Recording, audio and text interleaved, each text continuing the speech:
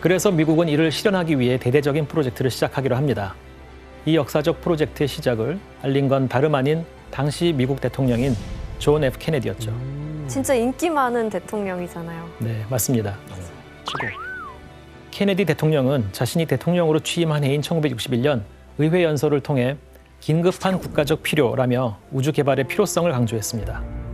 그리고 이를 달성하기 위해 시작한 것이 바로 아폴로 프로젝트입니다. 아, 들어봤다, 아폴로.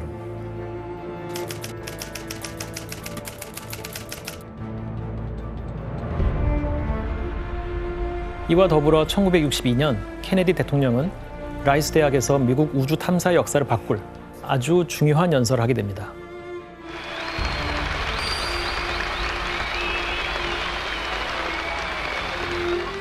We choose to go to the moon. We choose to go to the moon.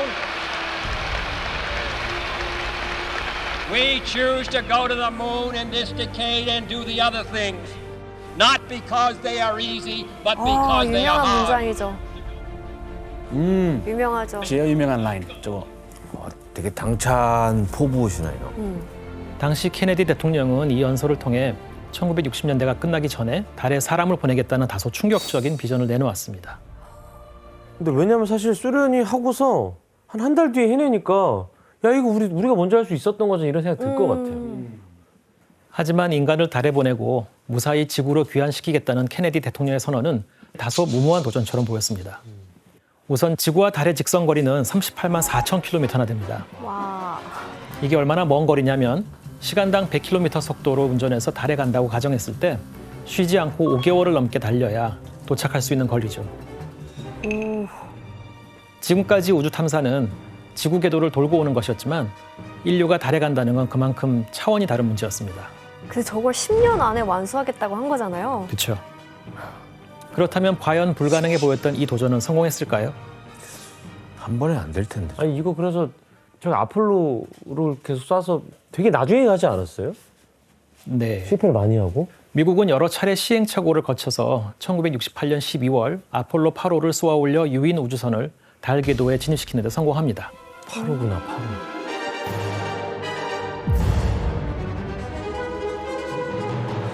The engines are on.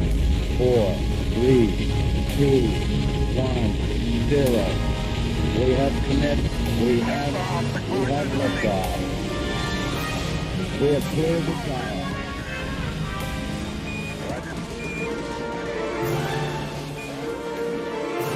그리고 이 과정에서 아폴로 8호는 인류의 우주 탐사 역사에서 최초의 기록을 남깁니다. 바로 사람의 눈으로 지구 전체를 바라본 최초의 우주 비행이라는 거죠. 지구의 모습이네. 근데 저 푸른 모습이 너무 아름다운 것 같아요. 그리고 이 사진들은 우주인이 직접 찍은 한 장의 지구 전체를 담은 최초의 사진들입니다. 우와, 우주 가고 싶다. 너무 멋있어요. 신기할 것 같지 않아요 저렇게 보면? 그러니까요. 저게 다라니까요?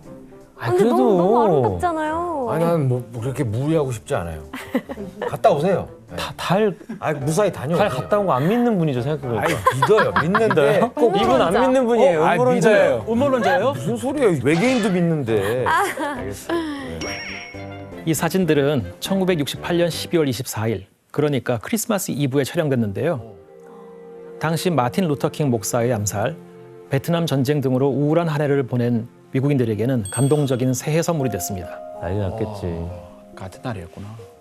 그리고 마침내 아폴로 프로젝트가 시작된 지 8년 만인 1969년 7월 20일, 미국은 인류 최초로 달 착륙에 성공하게 됩니다. 우와. 그럼 그 역사적인 순간을 영상으로 직접 확인해 보실까요? 깃발 꽂는 거 그거 아닌가?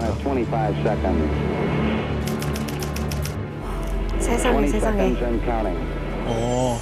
와 진짜 전 세계가 다 지켜보고 있잖아요. 그렇죠. 과연 성공할 것인지. 12, 11, 10, 9, ignition sequence start. 6, 5, 4, 3, 2, 1, 0. All engine running.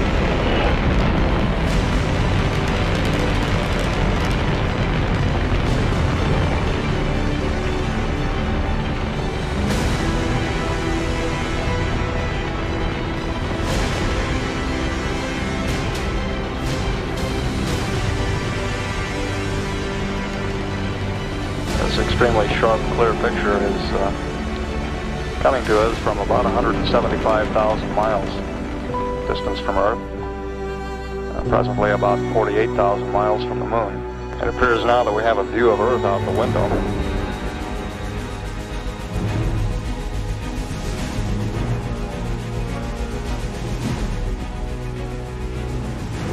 Okay, engine stop. ATA at a descent. Mode control both auto, descent engine command override off. Engine arm off. 413 is in. We copy you down, Eagle. Listen, Tranquility Base here. The Eagle has landed. Roger, Tranquility. We copy you on the ground. You got a bunch of guys about to turn blue. We're breathing again. Thanks a lot.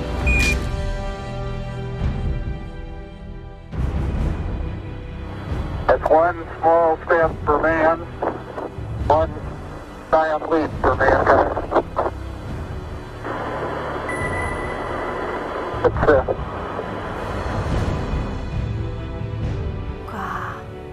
그러니까 저걸 본 미국 국민들이 진짜 너무 좋아서 진짜로. 자랑스럽죠. 그동안 계속 러시아한테 졌었는데 이제 막 사기가 엄청 올라갈 거 아니에요. 진짜 좋아졌을 것 같아요. JFK도 보셨으면 좋았을 텐데 안타깝게도 암살 당하고 이거 됐으니까. 그러네요. 존 F 케네디는 1963년에 암살당했기 때문에 네, 이 광경을 보지는 못했고요. 다른 사람들이 그의 유언을 이제 지켜낸 것이죠.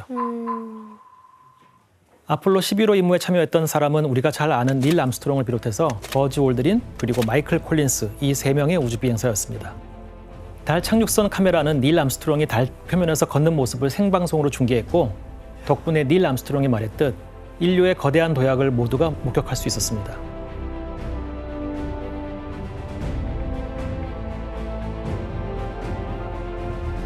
Tell me how you think the moon landing has affected you.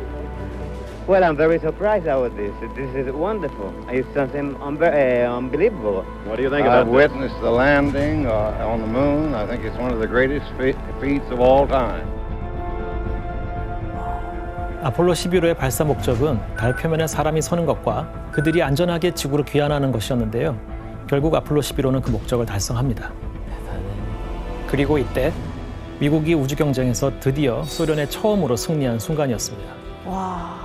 이 아주 역사적인 이 순간에 달을 밟지 못하고 돌아온 우주 비행사가 있다고 들었거든요. 네. 그분이 누구세요? 그 세 분 중에 콜린즈라고 콜린스? 거기 그 다른 두 분이 달 표면을 밟을 때 사령선에 남아서 달 궤도를 빙빙 돌면서 시스템도 점검하고 그 관제 센터랑 교신 임무를 진행했어요.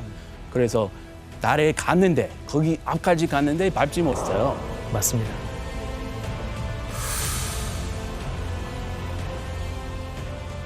야, 근데 이런 거 할 때 사실 너무 어린 생각일 수도 있지만 내릴 때 내가 먼저 내리면 안 돼 이럴 수도 있지 않나? 하고 싶잖아요, 솔직히. 아니, 규현 씨는 그럴 수 있어요. 그래요? 네. 저는 그럼 양보해 주실 거예요? 아이, 충분히요.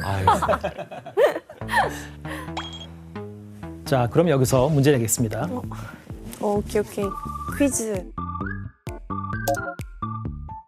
아폴로 11호의 우주 비행사들이 지구로 귀환한 후 가장 먼저 한 일은 이거 무엇이었을까요? 아는데? 정답. 네, 지원 씨.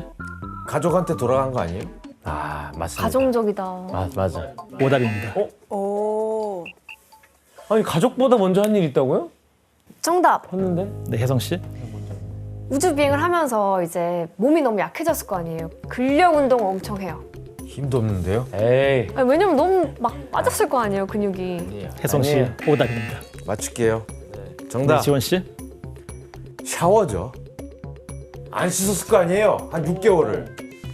지원 씨 오답입니다. 6개월까지는 아니었고요. 네, 한 10일 정도 걸렸습니다. 10일이요? 금방 갔다 왔네? 우와. 그래요? 금방 그리고 우리가 갔구나. 그때 외국 나갔다 공항 들어올 때 여러 가지를 하는데요. 그 중에 하나고요. 아, 정답. 붙인 짐을 찾는다. 그거네. 지금 찾기도 했습니다만 지원 씨 오답입니다. 힌트를 드리면 비행기 내려가지고 공항 들어올 때 뭔가를 작성을 하죠. 정답. 네, 규현 씨. 세관 신고서. 네, 정답입니다. 아니, 왜 작성해요, 세관 신고서를? 세관 뭐 신고할 게 뭐가 왜 있다고. 아니, 이걸 왜 해? 네, 사실 이거는 정식 절차는 아니었고요. 하나의 이제 재밌으라고 한 이벤트 같은 거였었습니다. 아, 그렇구나. 그래서 왼쪽에 보시면 출발지 문이라고 밑에 빨간 줄로 보이시죠? 그리고 3명의 사인도 있습니다. 그리고 문락, 문더스트, 샘플 이렇게 써 있습니다. 아, 너무 재밌는데요? 재밌네요. 세관 신고서에 쓴 대로 실제로 아폴로 11호의 우주 비행사들은 달에서 월석과 토양먼지 시료 22kg을 수집해 가져왔죠. 많이 가져와. 그래서 이제 이런 세관 신고서를 쓰게 된 겁니다. 그 넣다 보니까 중력이 없어서 22kg인지도 몰랐을 거예요. 뭐 이렇게 가벼워? 듣다 보니까 지고 와가지고 못 드는 거지. 이렇게 세관 신고를 마친 우주 비행사들은 이후 바로 격리 조치됐습니다. 대체 이유가 뭐였을까요? 그 이유 아니에요? 뭔지 그냥 모를 단순히 바이러스 같은 게 바이러스가 있을 수 있으니까. 네, 맞습니다. 달의 외계 병원체나 바이러스 등이 조금이라도 유입된다면 매우 위험할 것으로 판단했기 때문입니다. 근데 있었어요? 알려진 건 없었습니다. 있었을 수도 있었을 텐데요. 그러면 어떤 격리 생활을 했는지 사진으로 한번 확인해 볼까요? 호화롭게 해줘야죠. 영웅들인데. 에? 야, 이거 뭐야? 뭐야? 캠핑카 같은 겁니다. 트레일러라 그러죠. 캠핑카에다가. 차 뒤에다가 몰고 가는. 아, 저렇게 문을 사이에 두고 소통을 하는 거구나. 네, 아폴로 11호의 우주 비행사들은 이렇게 격리된 상태에서 당시 대통령인 닉슨 대통령과도 만나고 아, 그러네. 재밌네요. 또 아내들과도 만날 수 있었습니다.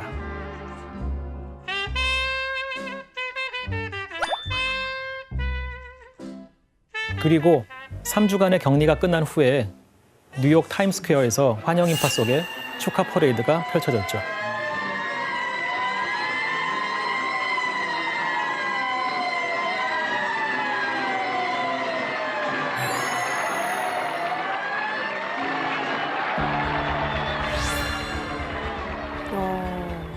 그 어쨌든 뭐 그런 얘기 있었잖아요. 또 뭐 달에 간 게 아니라 이게 뭐 무슨 스튜디오에서 찍은 거다. 맞아. 막 그런 얘기가 있었거든요. 어쨌든 진짜로 간 거잖아요. 네, 그런 얘기가 또 돌았죠. 네. 올해가 아폴로 11호가 달 착륙에 성공한 지 54년이 되는 해거든요. 이 역사적 사건이 발생한 지 반세기가 지났는데도 여전히 달 착륙이 조작됐다고 믿는 사람들이 존재합니다. 진짜 많아요. 대체 그 근거가 뭔지, 조작설의 실체가 뭔지 한번 알아볼까요? 말도 안 돼.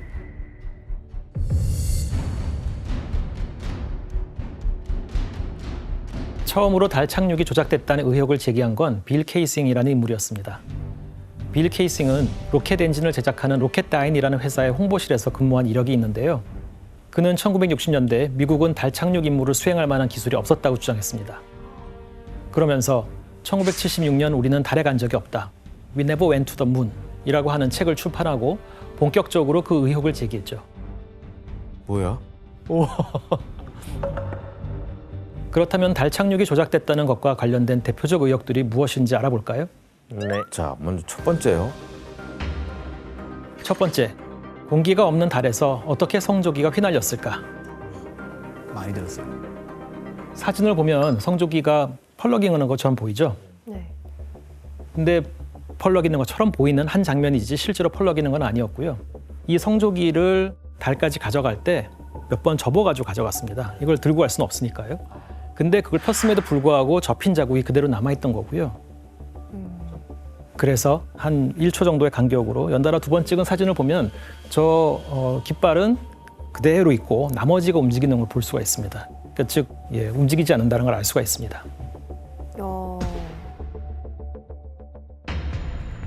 두 번째, 습기가 없는 달에서 이렇게 선명한 발자국을 남기는 게 가능할까요? 사진을 보면 달 표면에 찍힌 발자국이 정말 선명하게 남아있는데요. 이게 이제 어떻게 가능할까 하면 달 표면에는 레골리스라고 하는 토양이 먼지층으로 쌓여 있습니다. 이러한 표면은 밟히면 쉽게 눌리는 성질을 갖고 있어서 발자국이 뚜렷하게 찍힐 수 있었던 거죠. 게다가 달에는 바람도 없고 비도 없기 때문에 앞으로도 수백 년간 저 발자국은 사라지지 않을 겁니다. 와. 신기하다, 진짜 과학은. 세 번째, 뜨거운 달 표면에서 어떻게 사진 촬영이 가능했을까요? 이 질문의 핵심은 사실 이겁니다. 그 당시 카메라는 필름 카메라였죠. 지금 같은 디지털이 아니고요. 그래서 섭씨 100도 이상 올라가는 달 표면에서 어떻게 필름이 변질되지 않고 촬영할 수 있었느냐가 이제 이 질문의 핵심인 건데요. 실제로 달에는 대기가 없어서 햇빛이 그대로 달 표면에 닿죠. 그래서 달 표면은 한낮에는 섭씨 120도까지 올라가긴 합니다. 아 진짜 몰랐어. 되게 차가운 것처럼 보여. 그래서 120도까지 올라가긴 하지만 또 아까 얘기한 대로 진공이기 때문에 열 전달이 뜨거운 땅에서 카메라 위치 높이까지 그대로 전달이 되지는 않습니다. 게다가 당시 나사는 카메라의 열 전달을 줄일 수 있도록 특별한 보호 장치를 했고요. 또 아폴로 우주선이 머무른 시간대는 온도가 크게 올라가지 않는 시간대였죠. 그래서 달 표면에서 문제없이 사진을 찍을 수 있었던 거죠. 이렇게 아폴로 11호의 달 착륙은 여러 면에서 뜨거운 관심을 받았는데요.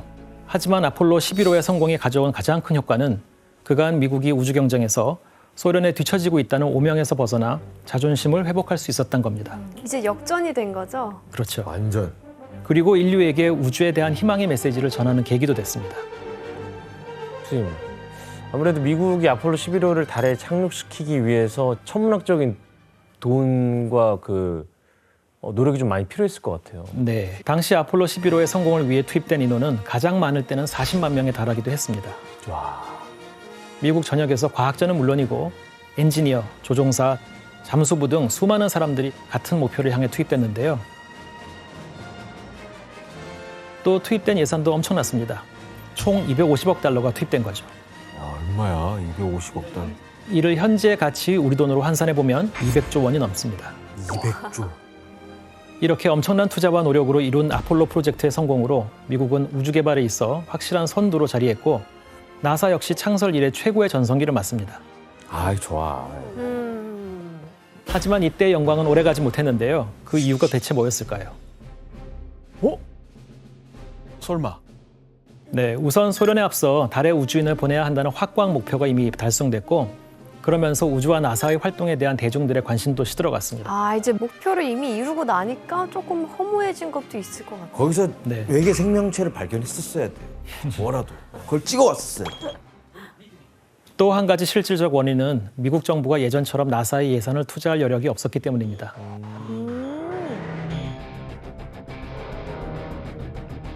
그러면서 1972년 아폴로호의 6번째이자 마지막 유인 달 착륙인 아폴로 17호 이후 1981년까지 나사의 유인 우주 비행은 이루어지지 않았습니다.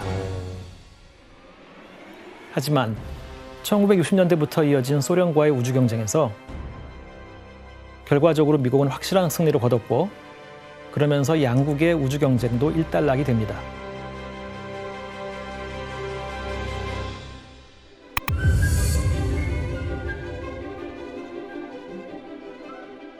대체 어떤 탐사선들인지 사진을 보실까요? 보이죠? 보이죠? 네, 지구 보이죠? 네, 달 보이죠? 해가지고 보이죠? 아니에요. 한국말이네. 네. 역사상 가장 위대한 항해자로 불리는 보이저 1호와 2호였습니다. 지금도 날아가고 있지 않나요? 네, 맞습니다. 지금도 계속 날아가고 있죠. 보이저 1, 2호는 1977년 우주로 출발한 이후 지금까지 인류가 우주로 보낸 탐사선 가운데 가장 먼 곳까지 날아가고 있죠. 보이저호의 주요 임무는 목성과 토성, 천왕성과 해왕성 탐사였습니다. 이를 위해 당대 첨단 과학의 집약체라고 불릴 정도로 다양한 관측 장비들이 보이저호에 탑재됐죠. 2023년 1월 현재 지구로부터 보이저 1호는 약 240억 킬로미터, 보이저 2호는 약 200억 킬로미터 떨어진 곳에 있습니다. 아니 근데 교수님 저건 뭐로 운행이 되는 거예요? 연료가 뭐예요? 우주선 자체에는 연료가 아주 적게 있고요. 자기의 자세를 바꾸거나 궤도를 조금 바꿀 때만 씁니다. 그래서 로켓이 한번 밀어주게 되면요. 저 보이저들은 일단 우주에서는 마찰이 없기 때문에 그대로 날아갑니다. 아 그냥 이렇게 그냥 정체 없이 그냥 가는 거예요? 연료 없이? 네, 계속 가니까. 맞습니다. 그럼 이때 보이저 1호가 전송한 사진들을 직접 확인해 볼까요? 보이저 1호가 보낸 목성의 사진입니다. 표면에 밝은 줄과 어두운 줄이 반복적으로 보이는데요. 밝은 줄은 상승하는 기류, 어두운 줄은 하강하는 기류 쪽입니다. 그래서 그 중에 한쪽은 서쪽으로 움직이고 있고요. 하나는 동쪽으로 움직이면서 소용돌이가 생깁니다. 삼겹살 단면 같지 않아요? 그냥? 처음 들어봤는데요. 제가 강의에 그 표현 한번 써야겠습니다. 아니, 삼겹살이라니. 그리고 이때 보이저 1호는 목성의 여러 위성들을 새로 발견하기도 했습니다. 특히 이 2호라는 위성에서는 화성에서 나온 연기 기둥하고 용암이 흐르는 흔적이 찍혀서 위성에서의 화산 활동을 처음으로 확인시켜줬습니다. 화산도 있구나. 그리고 이건 뭐야? 우와. 그림 같은데? 저 골이 너무 신기해. 무슨 CG 같아요. 네, CG 같죠? 보이저 1호는 토성 대기의 대부분이 수소와 헬륨으로 이루어졌다는 사실을 발견했고요. 또 토성의 고리가 매우 복잡한 구조라는 것도 밝혀냈습니다. 멋있다. 그럼 이번엔 보이저 2호가 전송한 사진들을 보실까요? 왼쪽 사진은 청왕성, 오른쪽 사진은 해왕성을 비행하면서 찍은 두 행성의 근접 사진입니다. 특히 해왕성은 보이저 2호의 마지막 목표 행성이기도 했는데요. 가까이 가서 찍은 건 저게 이제 아직도 최초이자 최후죠. 이렇게 두 탐사선은 네 행성의 거대한 가스층과 고리, 그리고 위성 등에 대한 수천 장의 사진을 지구로 전송했죠. 와, 신기하다. 그런데 보이저호가 전송한 수천 장의 사진 중 오늘날까지도 인류에게 큰 감동을 주는 한 장의 사진이 있습니다. 저 사진의 이름은 창백한 푸른 점, 페일 블루 닷이라고 합니다. 어스름하게 지나가는 붉은색 띠는 태양계 내에 있는 먼지들이 이제 같이 보이는 거고요. 먼지들. 그 사이에 너무 멀어서 정말 조그맣게 보이지만 점으로 보이는 게 바로 지구입니다. 저게 지구예요, 설마? 지구예요? 네, 맞습니다. 1990년 2월 14일 보이저호가 카메라를 태양계 안쪽으로 돌려 찍은 후에 지구로 전송됐죠. 보이저 1호가 지구와 65km 떨어진 곳에서 촬영한 지구의 모습이었습니다. 창백한 푸른 점은 지금까지도 지구에서 가장 멀리 떨어진 위치에서 지구를 바라본 사진으로 기록돼 있습니다. 작은 점이네요. 진짜요? 이 사진은 이제는 돌아가신 칼 세이건이라고 하는 천문학자가 제안을 해서 찍은 사진입니다. 그 코스모스. 코스모스 저자. 네, 맞습니다. 우와.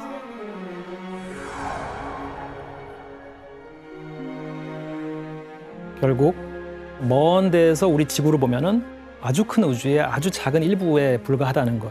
그거를 이제 사람들에게 알려주기 위해서인데요. 우주의 먼지만한 지구에서 살고 있는 거잖아요. 근데 여기서 아등바등 살고 있다는 게. 네. 그것도 지구에서 작은 나라 우리나라에서. 맞아요. 교수님, 근데 발사 당시에 우리 보이저 탐사기에 뭔가 신기한 게 달려 있었다고 들었거든요. 네, 발사할 때 뭔가를 같이 보냈는데요. 바로 보이저 1, 2호에는 황금 레코드라고 하는 것이 실려 있었습니다. 그게 뭐예요? 황금 레코드?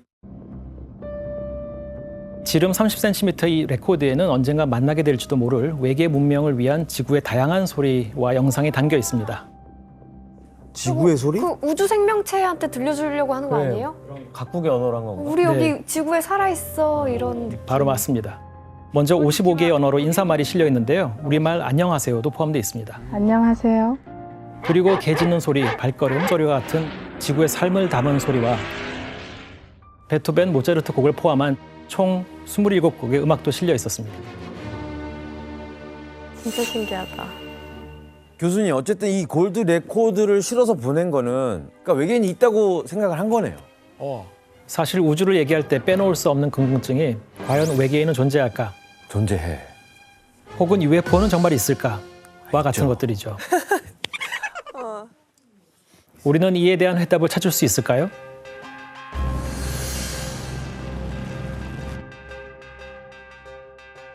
그럼 안젤리나 씨는 믿어요? 외계인 전 있다고? 믿어요. 100% 믿어요. 전 엄청 외계인 그런 얘기 너무 좋아해가지고 완전 믿고 계시는구나. 나사도 이 궁금증을 풀기 위해 외계 지적 생명체 탐사에 대해 지원하기도 했었습니다. 외계 지적 생명체를 탐사하는 세티 프로젝트에 재정적 지원을 했던 거죠. 세티 프로젝트는 외계의 지적 생명체가 보내는 신호나 이들이 남긴 간접적인 기술의 흔적을 찾는 작업인데요. 1960년부터 시작됐습니다. 나사는 1960년대 말에서 90년대 초까지 이 작업에 대한 재정 지원을 몇 차례 했는데요. 우주에 생명체가 존재할 가능성에 대한 나사의 관심을 알 수 있는 대목이옵니다. 근데 그 전 세계적으로 이 외계 생명체의 존재에 대해서 알게 된 되게 유명한 사건 있잖아요. 네. 그 로즈웰 사건이라고 맞아요. 저 들어보셨어요? 들어봤어요, 이거. 뭐예요 그게? 그 두 분도 잘 아시죠? 누구나 아는 사건인데요. 대표 외계인 사건. 그 사건 어떻게 되냐면 1947년 7월에 뉴멕시코 로즈웰이라는 마을에 군대가 조사하면서 시작됐거든요. 아, 이게 비행 접시다. 기사 실렸어요. 근데 바로 다음 날 비행 접시가 아니고 이거는 날씨 추측할 수 있는 그런 기계다. 이렇게 갑자기 바꾸고 또 3번이나 입장 바꾸면서 의혹이 엄청 커졌죠. 수상한데요? 그리고 또 1995년에 이제 로즈웰 사건이 돼 약간 그 충격적인 영상이 하나 또 발견이 됐고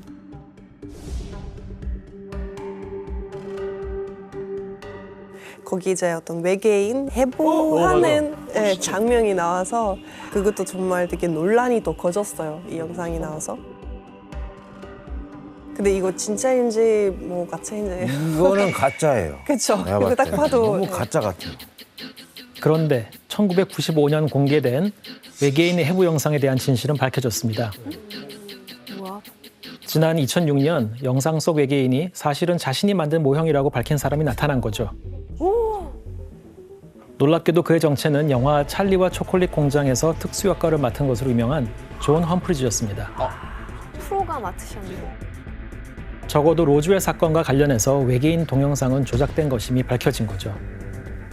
하지만 나사에서 활동한 몇몇 우주 비행사들은 외계 생명체의 존재 가능성에 대한 증언들을 내놓기도 했습니다. 그쵸. 이거 자기네들끼리만 공유하고 있다니까? 저도 그렇게 생각합니다. 나사의 머큐리 계획에 참여했던 고든 쿠퍼는 UFO의 존재 가능성을 언론에 처음으로 공개한 우주 비행사였습니다. 또 다른 우주 비행사 에드거 미첼은 외계인의 존재 가능성을 강력히 주장하면서 미국 정부가 로즈웰 사건을 거짓으로 은폐하고 있다고 말했습니다. 그러면 뭐 외계 생명체 이 존재에 대한 나사에 대한 입장은 어떻게 돼 있어요 지금?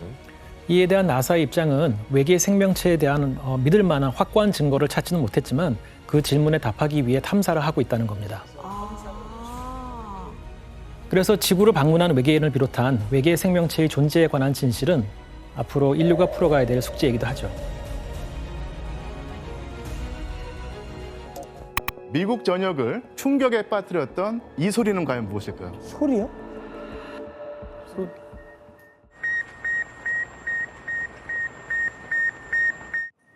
이거 예. 물소리. 병원인가? 이거 비행기 뜨는 소리인데? 정답. 위성. 어떤 위성입니까? 그러니까 인공위성. 인공위성이죠. 처음에 우주로 위성을 쏴서 예. 위성에서 이제 그러니까 인공으로 그거는 조절할 수 있는 그런 기술을. 5, 4, 3, 2, 1 이건가요? 그거 그 스푸트니크라고. 일리아 정답입니다. 와, 그러면 위성에서 뭘 쏘는 거예요? 그러니까 설명을 드리자면 지금 이 소리는 그러니까 인류 역사상 최초의 인공위성에서 보내는 소리입니다. 1957년 10월 4일이죠. 그러니까 소련이 세계 최초로 인공위성 발사에 성공했고 이 소리가 전체 지구에 울려 퍼지고 1957, coming in on 20 megacycles.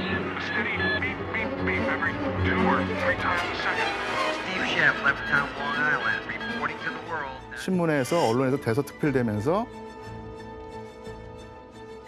소련이 인공위성을 쏘아 올렸다는 것이 이제 알려지게 되는데 여기서 그럼 왜 미국이 공황, 충격에 빠졌는가를 설명해야 됩니다. 그 인공위성을 쏘아 올린다는 것은 아주 무거운 물체를 실어서 멀리까지 보낼 수 있다는 것이 아니겠습니까? 원자 폭탄과 연관돼서 이제 중요한 사실인데 대륙간 탄도미사일과 인공위성 발사체는 거의 동일합니다. 그러니까 거의 그 이란선 쌍둥이 같은 역할인 거예요. 그러니까 이걸 잘 활용한 무기로 개발할 수 있는 거네요. 그렇죠. 그렇죠. 이렇게.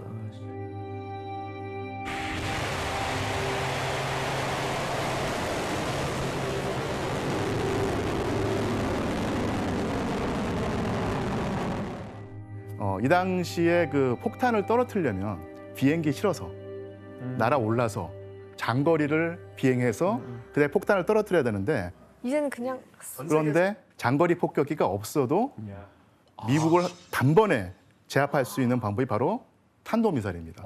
제자리에서. 예, 우주 공간에 쏘아 올리는 핵무기를 달아서 쏘아 올리면 공군력의 우위가 아무 의미가 없는 것이죠. 그러네요. 한순간에 미국의 핵 우위가 뒤바뀌어서 소련의 우위가 확립될 수 있는 상황이 된 것입니다. 거기서 이제 미국 사람들이 정말로 큰 위기감과 충격과 공포까지 느끼게 됐던 것이죠.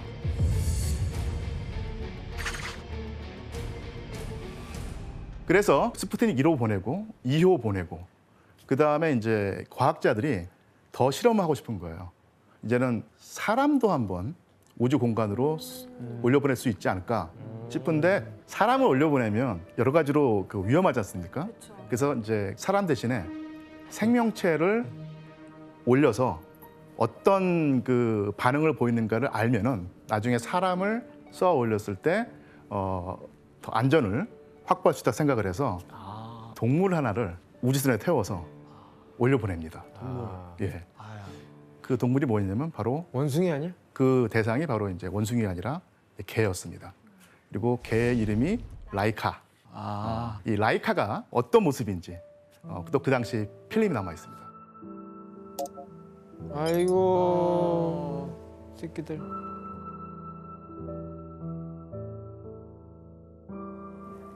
얼마나 무서웠을까. 가만히 있어야 돼.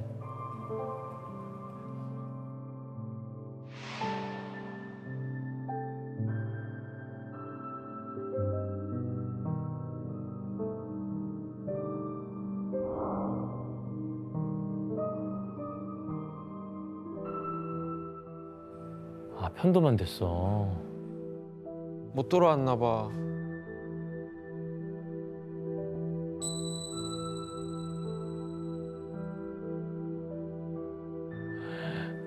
끝이야 그냥 저렇게?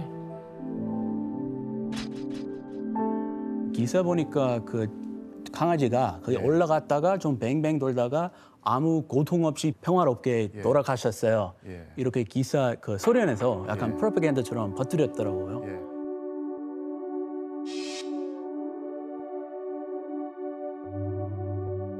실제로는 그렇지 않았습니다. 올라간 다음에 여러 시간 뒤에 온도 조정 시스템이 작동하지 않았던 거예요. 그래서 너무 덥고 한 번도 겪어보지 못한 어떤 그런 중력 상태, 그러니까 가중력 상태라고 하죠. 그래서 이제 엄청나게 스트레스를 받고 그다음에 그 온도가 올라가서 결국은 이제 살아 돌아오지 못하게 되죠. 이 실험을 통해서 그 지구 생명체가 지상을 떠나서 우주 공간에 그 들어가서 그 궤도를 도는 상태에서 얼마만큼 무중 상태를 버틸 수 있는가, 그러니까 이런 식의 그 귀중한 데이터가 확보가 되죠. 미국이 그거 보고 막 조바심 내야겠다 이런 생각을 했어요. 맞습니다. 당연합니다. 이제는 또 이제 소련을 쫓아가는 입장이 됐네. 예. 그 전까지 지구의 강대국들이 그러니까 지상과 이제 바다와 이제 하늘을 장악하면 된다고 생각했는데 이제는 경쟁이 더 격화되니까 우주까지 이제 경쟁의 대상으로 삼았던 것이고요. 이런 식으로 소련에게 밀렸다고 생각한 미국이 반드시 우위를 되찾기 위해서 만든 조직이 있습니다. 그 조직이 바로 우주 개발을 위한 대통령 직속기구, 바로 나사입니다. 나사.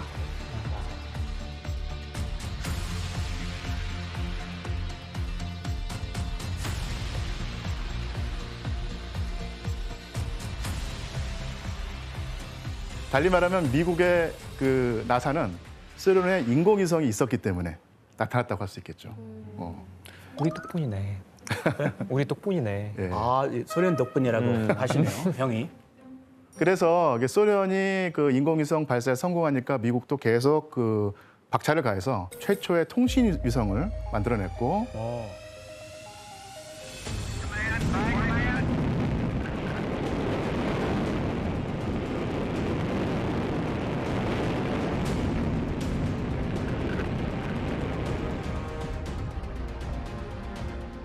그다음에 미국이 완벽한 우위를 점하기 위해서 소련이 하지 못한 걸 합니다.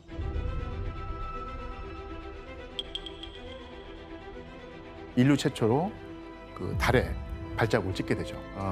아폴로 11호.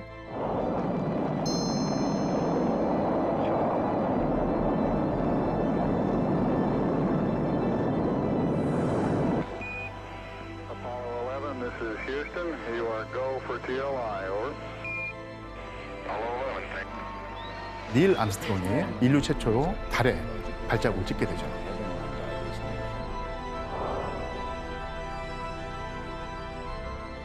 그래서 이런 식으로 우주를 장악하고 점령해야지 상대방 국토에 그 무시무시한 핵무기를 미사일로 공격할 수 있었기 때문에 이런 그 경쟁이 벌어지게 된 것입니다. 언제 어디서 미사일로 공격받을 수 있지 않을까라는 공포심을 전 세계 사람, 특히 미국과 소련의 국민들이 가지고 있었던 것이에요.